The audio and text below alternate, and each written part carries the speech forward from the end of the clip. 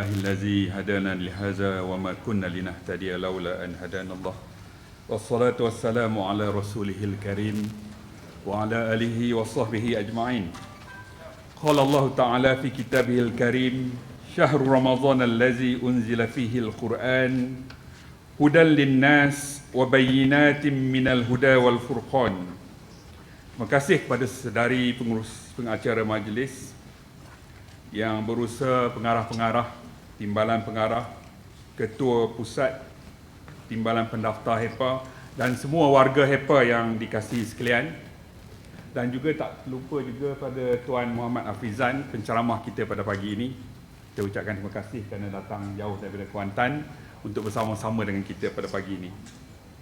Alhamdulillah, Majlis Lestari HEPA kali keempat tahun 2022 hari ini berlangsung pada 15 hari Ramadan. Satu tarikh yang cukup penting. Maknanya kita malam ni dah masuk second half of Ramadan. Di setengah negara Arab, bulan Ramadan ni dikaitkan dengan apa? Dengan kerehatan, kelesuan, kemalasan, bangun tidur lewat, waktu operasi pejabat pun dipendekkan dan hanya menumpukan kepada ibadat semata-mata. Kadang-kadang pergi pejabat pun pejabat tak buka.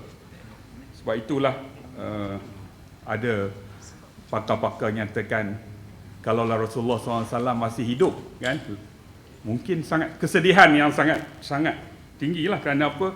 Kerana puasa ni takkanlah bila puasa perkara-perkara lain hendak kita lupakan. Kalau kita melihat memang penting, ibadat ini penting dan Rasulullah SAW adalah seorang yang kuat beribadat. Tetapi dalam masa yang sama, bulan Ramadan bukan hanya sekadar bulan beribadat khusus semata-mata, tetapi juga bulan untuk kita terus bekerja dengan berdedikasi. Suri teladan yang terbaik ditunjukkan oleh Rasulullah SAW sendiri. Kalau kita tengok, banyak jihad dan perang Rasulullah SAW berlaku pada bulan Ramadan. Mungkin nak buat kuis sikit, perang apa yang pertama dalam Islam? Perang Badar. Perang Badar itu berlaku pada bulan Ramadan. Dan kita tahu jumlah tentera Islam hanya kecil, 313 lawan 1000. Dan akhirnya siapa yang menang? Sama juga, bukan hanya perang Badar. Perang yang apabila yang dipanggil perang menentang, kalau hari ini kita kata bersekutulah, perang Ahzab juga berlaku. Peristiwa nak menyerang ini berlaku dan akhirnya strateginya itu membina kubu. Itu juga penggalian kubu ataupun khandak itu juga berlaku pada 16 hari bulan Ramadan. Itu menunjukkan di zaman Rasulullah SAW ni banyak peristiwa-peristiwa penting. Bukan hanya dua perang yang saya sebutkan, perang Tabuk juga makan masa dalam bulan Ramadan, dan bahkan peristiwa yang paling penting iaitu pembukaan Kota Mekah. Walaupun kita namakan pembukaan Kota Mekah, tetapi juga ekspedisi yang melibatkan ketenteraan juga berlaku pada bulan Ramadan. Jadi banyak peristiwa yang berlaku pada bulan Ramadan. Peristiwa membina tamadun Islam ini berlaku pada bulan Ramadan.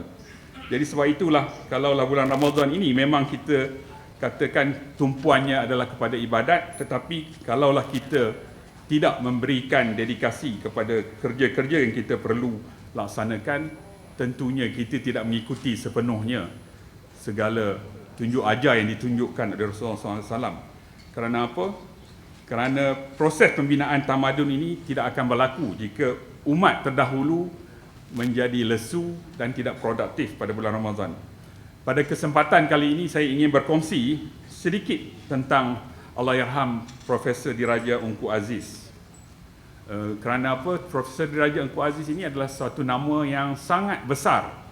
Kalau nak cerita tentang Ungku Aziz ini tak banyak masa, saya nak ambil masa mungkin paling lama 15 minit, kan, tentang Allahyarham Ungku Aziz yang telah meninggalkan kita pada tahun 2021. Beliau merupakan seorang tokoh yang cukup besar. Kalau kita melihat sumbangan dia terlalu banyak. Kalau kita tengok pada institusi yang ada di dalam negara kita, saya mulakan dengan tabung haji, angkasa. Kita masih ada angkasa hari ini, sehingga hari ini kalau nak potong gaji melalui angkasa.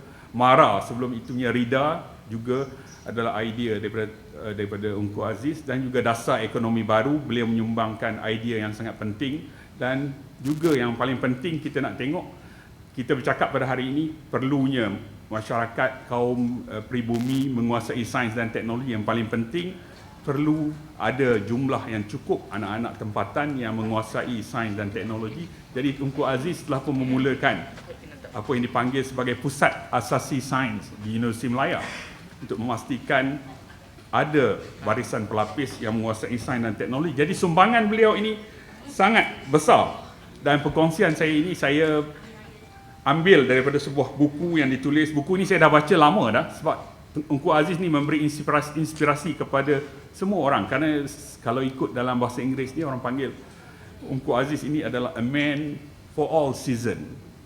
Maknanya manusia serba boleh lah. Dia bukan baik, bukan hanya di bulan Ramadan dia baik kan, bulan lain pun dia baik juga. Itu yang dia maksud man for all season.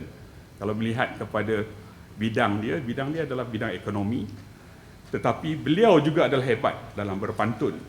Dan beliau juga, saya lupa nak sebutkan, adalah menjadi pengasas Dewan Bahasa dan Pustaka. Orang dalam bidang ekonomi jarang menjadi orang yang sangat baik dalam bidang bahasa. Buku ini ditulis oleh Profesor Emeritus Asma Haji Omar, bekas pensyarah di Universiti Melaya. Dan apa yang nak disebutkan, di Universiti Melaya, Tunku Aziz telah dilantik menjadi Naib Chancellor pada tahun 1968. Dan berapa lama dia jadi Naib Chancellor Universiti Melaya? Selama 20 tahun. Rekod ni belum dipecahkan. 20 tahun. Dan paling penting yang kita nak faham, Universiti Melaya pada tahun 1960-an dan 1970-an, walaupun kita telah merdeka, tetapi mentalitinya sebenarnya orang-orang Melayu ni belum merdeka lagi lah. Kenapa? Kerana orang putih waktu itu yang menjadi Naib Chancellor memang, walaupun selepas merdeka, adalah pakar-pakar daripada Oxford University, daripada Cambridge University. Sebelum Tunku Aziz yang menjadi Naib Chancellor adalah seorang pakar dalam bidang matematik daripada Britain. Jadi Tunku Aziz adalah merupakan anak watan pertama yang dilantik. Ini adalah peristiwa yang bersejarah lah di Universiti Melaya. Dan sebab itulah di Universiti, saya tak ada masa banyak nak menceritakan. Cuma saya nak ceritakan satu perkara yang saya perlu sebutkan tentang tabung haji. Tabung haji ini adalah, mungkin kita kata tabung haji, mungkin kita rasa macam yang biasa, tapi dalam konteks zaman Pak Ungku, nama yang sedap yang biasa orang panggil Pak Ungku ini adalah sebuah idea yang sangat hebat, mendahului zaman. Bahkan sebahagian sarjana menyatakan mungkin kalau diteliti betul-betul, Tunku Aziz layak untuk diberikan Nobel Prize. Kalau kita lihat di Bangladesh, orang yang memperkenalkan microkredit itu pun dapat Nobel Peace Prize. Dan saya nak ceritakan di sini, sebelum ada tabung haji, macam mana nak pergi haji? Sebelum nak pergi, orang terutamanya orang di luar bandar, macam mana nak pergi haji? Maknanya dia kena bergolak, bergadai. Dia kena jual tanah, jual lembu, pergi Mekah. Ataupun pergi berhutang dengan ceti. Sebenarnya masih ada sehingga ke hari ini di Indonesia contohnya kan. Kalau nak pergi haji, maka ambil loan. Jadi kalau tak, bayangkanlah kalau tidak ada institusi tabung haji ini, praktis yang diterapkan iaitu menabung, dan akhirnya mereka mampu untuk pergi. Sebab itulah saya nak sebutkan di sini Syekhul Azhar. Syekhul Azhar ni memang kita hebatlah, seperti rektor lah di Al-Azhar dipanggil Syekhul Azhar. Melawat Malaysia, saya tak ingat bila, pada tahun 70-an atau 80-an. Dan apabila Syekhul Azhar melawat Malaysia, kemudian dia dipertemukan dengan Tunku Aziz. Bila Syekhul Azhar ni hebat kan, dipertemukan dengan Tunku Aziz, Syekhul Azhar tu terdiam kan. Kenapa Syekhul Azhar terdiam? Nak bagi kuis tak sempat kan, masa tak banyak kan. Syekhul Azhar kemudian dia bagi tahu kenapa aku terdiam. Dia kata kerana aku malu, kata. Malu kenapa? Kerana tabung haji ni bukan diperkenalkan oleh orang yang dilahirkan daripada bumi-bumi Nabi, iaitu Mesir. Sepatutnya kita ikut logiknya, Mesir ni melahirkan ramai Nabi. Begitu juga Mekah kan, ataupun Saudi Arabia. Tetapi idea tabung haji ini didatangkan oleh seorang daripada Malaysia. Kalau susah nak jumpa Tunku Aziz, semua orang boleh jumpa. Kenapa? Kerana Tunku Aziz selepas daripada subuh, dia akan mula berjoging kan. Boleh katakan setiap hari 10 km dia akan berjoging. Dan berjogingnya Tunku Aziz ni bukan hanya untuk tujuan riadah semata-mata, tetapi adalah untuk meninjau apa yang tak kena di dalam kampus kan. Kalau di UMT ni PPH lah kan, dia akan cek kawasan mana tiba-tiba ada air bocor kan, kawasan mana ada biawak gitu kan.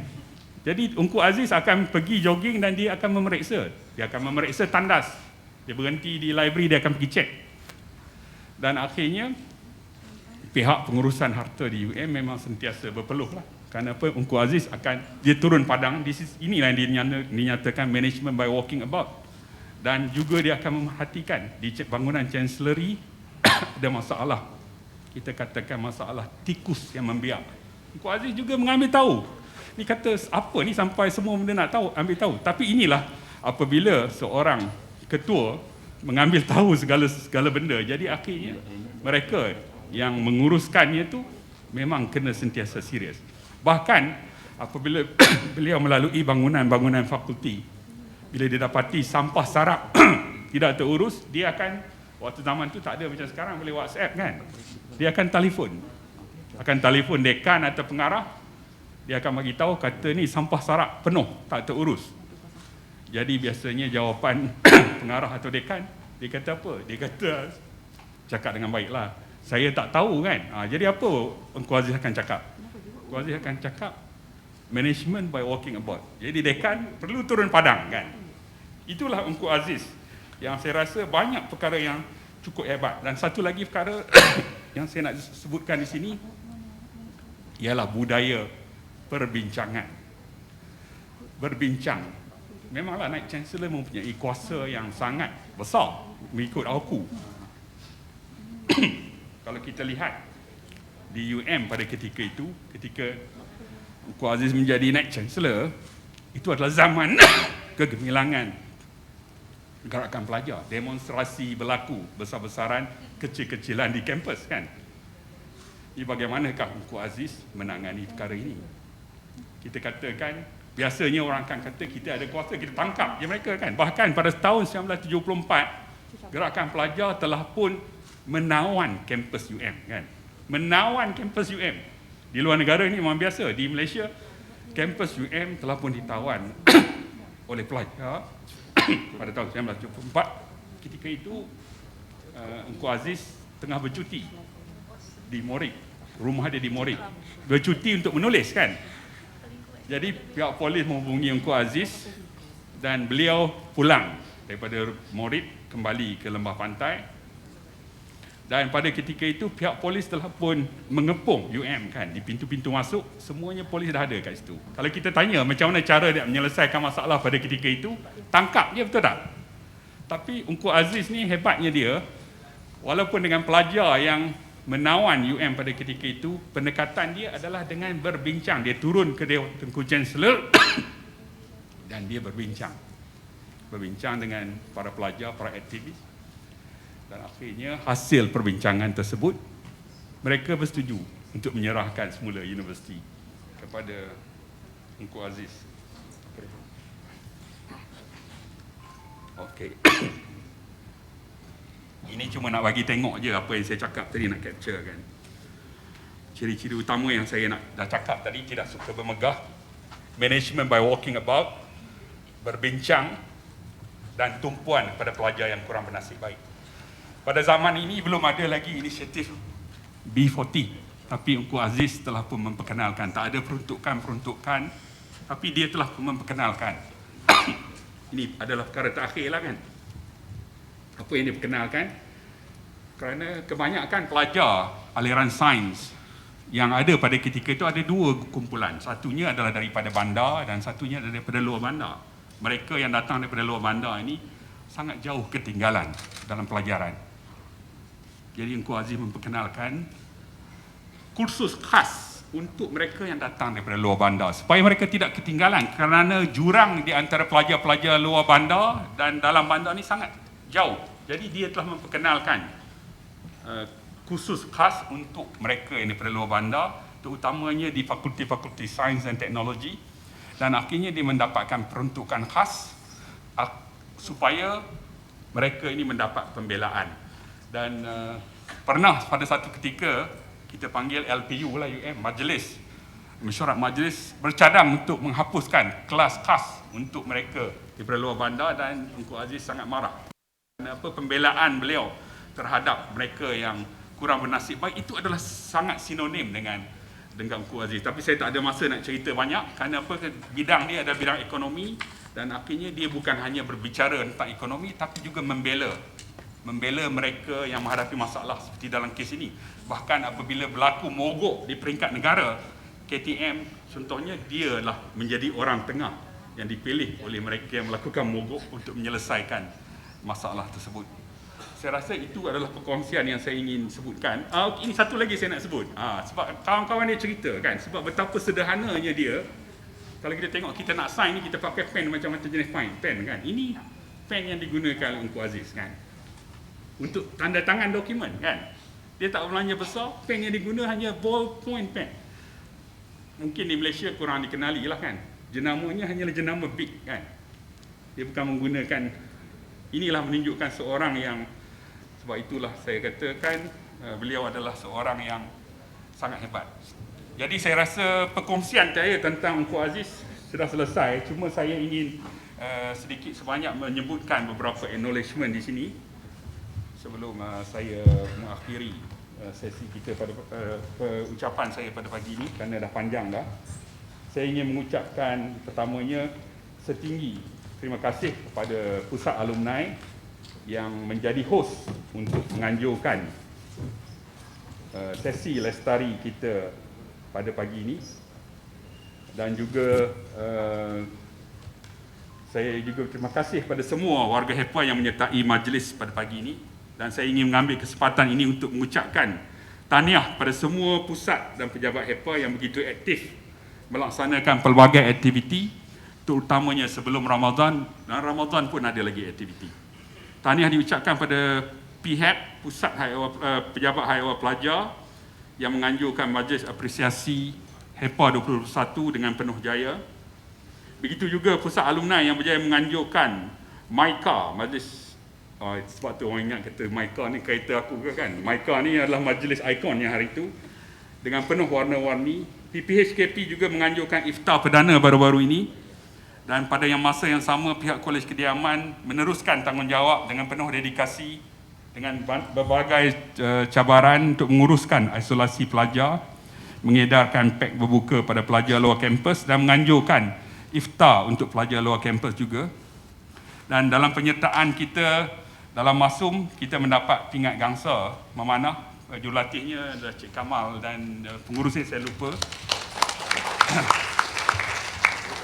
Dan penyertaan bola tampar UMT dalam jemputan piala yang berhormat Parlimen Stew Terengganu, kita mendapat tempat pertama. Harapan kita pada kejohanan yang akan datang, kita akan tingkatkan lagi pencapaian kita. Dan tahniah juga pada Cik Kamal atas keterlibatan dalam program antarabangsa, menerima sijil pelibatan dalam program berimpak tinggi di peringkat antarabangsa. Tahniah untuk CEC yang menganjurkan iProcom di peringkat kebangsaan tu, adalah event penganjuran. Dan pelajar kita juga menang tempat kedua juga di peringkat kebangsaan juga kan. Tidak lupa juga pada PLP yang berjaya menganjurkan UMT Terengganu e-Sailing Grand Final pada bulan Mac 2022. Tahniah juga untuk Cik Nailah daripada PLP yang menjadi juru pelatih kejohanan regata piala yang di-Pertuan Negeri Pulau Pinang. Kalau ada yang saya tertinggal nanti mungkin boleh maklumkan. Pada pagi ini kita bertuah kerana akan mendapat mengikuti sebuah majlis ilmu yang akan diserikan dengan kehadiran alumni UMT yang datang ke Terengganu untuk menyampaikan ceramah kepada kita semua. Terima kasih dan selamat datang diucapkan pada Encik Muhammad Hafizan bin Ghazali. Beliau adalah alumni UMT 2013 dalam bidang sarjana muda kaunseling. Sekarang ini bekerja di Kuantan, Pahang. Dan akhirul kalam, bersama-samalah kita meneruskan menghayati Ramadan Al-Mubarak ini dengan penuh kesungguhan, keinsafan dan ketakwaan. Sekian, wabillahi taufiq wal hidayah. Wassalamualaikum warahmatullahi